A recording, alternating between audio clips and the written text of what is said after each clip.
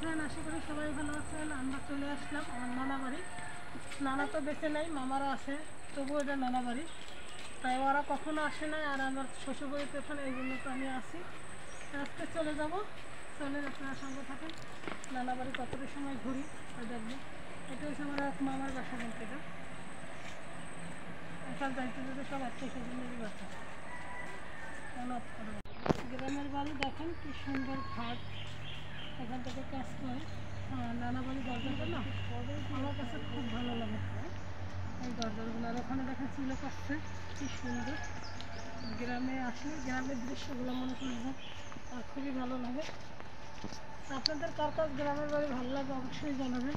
নানা বাড়ির দরজা আগেও দেখাইছি, কিন্তু আজকে আবার দেখাইতেছি, কারণ এই যে বাইক করে আসছে ওদের একটা স্মৃতি রাখে, এই জন্য।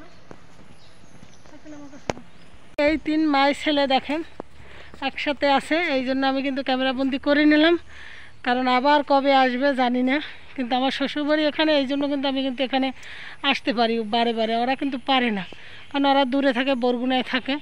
এই আসলো, আবার কবে আসবে ঠিক নেই। তো চিন্তা করলাম নানা বাড়িতে দেখাইয়েই দেই। আমার নানা বাড়ি দুইটা, একটা পিরিজপুর আর একটা কলাপাড়া।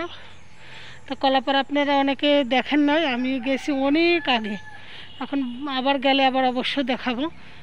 এইটা হচ্ছে মেন বাড়ি, আর কলাপাড়া বাড়ি করছে পরে, ওটাও তার বাপদাদারাই করছে, ঠিক আছে, কিন্তু নানা এখানেই ছিল, এখানেই চাকরি করছে। তো চলেন চলে যাই নানা বাড়ি, সঙ্গেই থাকবেন, অবশ্যই ভিডিও জুড়ে থাকবেন। ভিডিওটি ইন্টারেস্টিং, অনেক কিছুই আছে, সঙ্গেই থাকেন। নানা বাড়ির দরজাটা তখন দেখছেন, এখন নানা বাড়ি দেখেন। নানা বাড়ির এই গেট অনেক পুরাতন বাড়ি, ভবিষ্যতে বাড়ি করবে, তখন অবশ্যই আপনাদের সাথে শেয়ার করব। তো চলুন চলে যাই ভিতরে।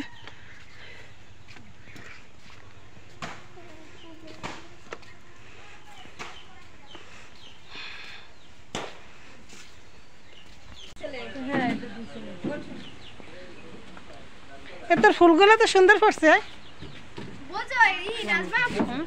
আমার এই গাছের খুব শখ, বস এই গাছ নাই, এই গাছটা নাই আমার।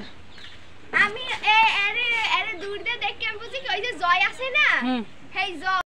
অনেক দিনের ভিডিও, একটা স্পেশাল একটা শাক রেসিপি, সঙ্গেই থাকে।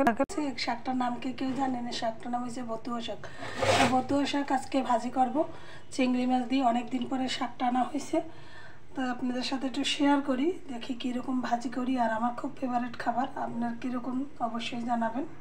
দেখেন এখানে চিংড়ি মাছ, পেঁয়াজ, রসুন কুচি আমি সব কিছু মতো দিয়ে দিচ্ছি একসাথে। এবার কিন্তু তেলের উপর ভেজে নেব।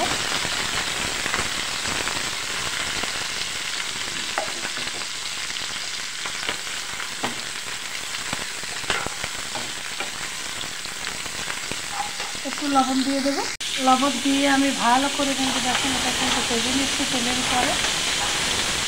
আজকে হাতে ক্যামেরা ধরছি, যার জন্য ফোনটা খালি লড়ে, স্ট্যান্ডে রাখা হয় না, তাড়াতাড়ি করে রান্না করতে আসি, যার জন্য সবগুলো দিয়ে দিলাম।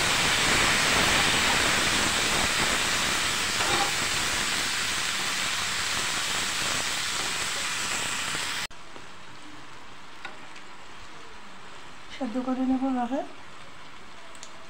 কিছুক্ষণ সময় ঢাকনা দিয়ে ঢেকে নেবো।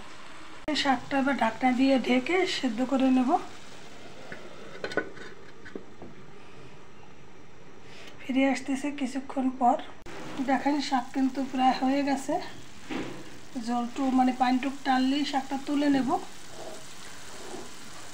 তো মাশাআল্লাহ শাকটা কিন্তু দেখতেই ভালো লাগতেছে, ক্যামেরায় অত ভালো ওঠে না, কারণ রুম অন্ধকার অন্ধকার, লাইটের আলোতে অত সুন্দর দেখায় না, বাহিরে মেঘলা মেঘলা কুয়াশা কুয়াশা। আর এখানে ভাত রান্না করতেছি।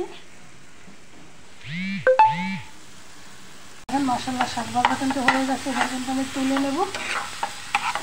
আমি একটু লবণ দেখছি, খুবই স্বাদ হয়েছে। এখন আমি তুলে নেব বাটিতে। শাক ভাজা কিন্তু হয়ে গেল, রান্না কিন্তু হয়ে গেছে, মাছ ঝরিয়ে আমি তুলে নিলাম। এবার আমি পরিবেশনা করে নেব পাতিলের উপরে বসেই।